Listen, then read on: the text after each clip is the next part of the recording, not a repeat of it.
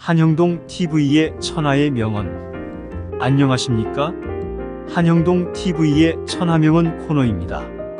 입은 재앙을 불러들이는 문이요, 혀는 몸을 자르는 칼이다. 한자로는 구화지문, 설참신도라고 합니다. 이 말은 당나라 정치가 풍도가 한 말로서 입은 모든 재앙의 근본이므로 말을 조심해야 한다는 경계의 말입니다.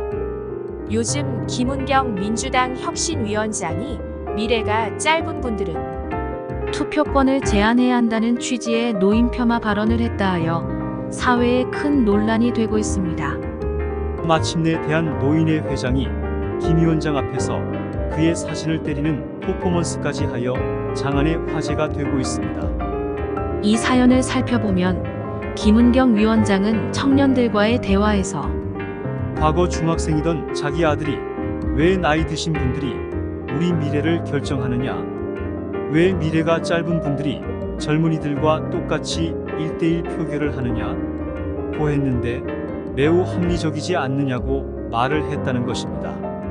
이는 김 위원장이 청년들의 표심을 구하기 위해 사례로 든 것으로 보이나 사례 자체가 철부지 어린 아이의 단견을 예로 들었다는 점과 자칫 오해의 소지가 다분한 말을 분별 없이 인용했다는 점에서 설화의 원인을 제공한 것입니다.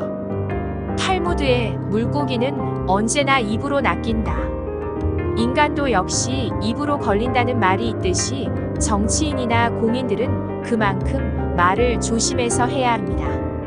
한편 중국 한무제는 이릉이라는 장수가 흉노에게 투항의 후한 대접을 받고 있다는 소식에 분노해 그의 일가족을 몰살하라는 명을 내렸습니다.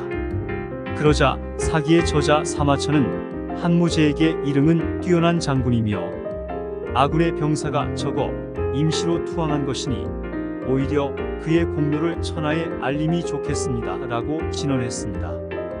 이에 한무제는 사마천의 진실을 알지 못하고 분노를 터뜨리며 사마천을 생식기를 거세하는 궁형에 처해버렸습니다.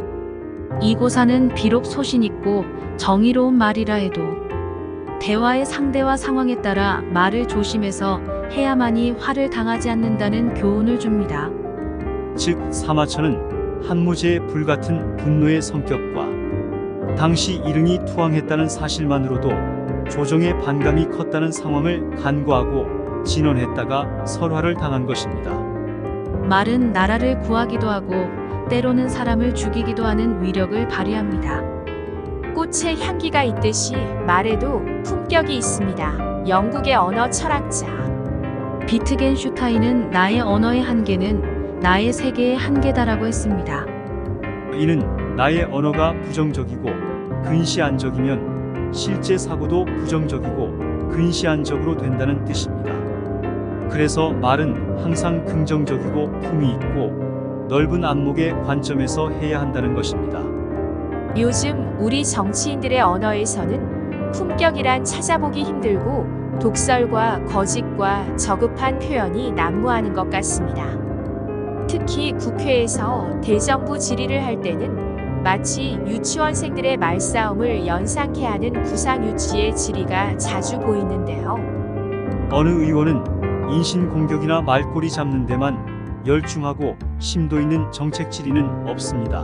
게다가 어느 의원은 고사성어의 뜻도 모르고 국무위원을 상대로 질의를 하여 망신을 당하기도 합니다. 그렇다고 답변하는 국무위원들도 정부의 정책 추진과 집행 결과에 대해 논리를 갖춘 명쾌한 답변을 하는 경우가 많지 않은 실정입니다.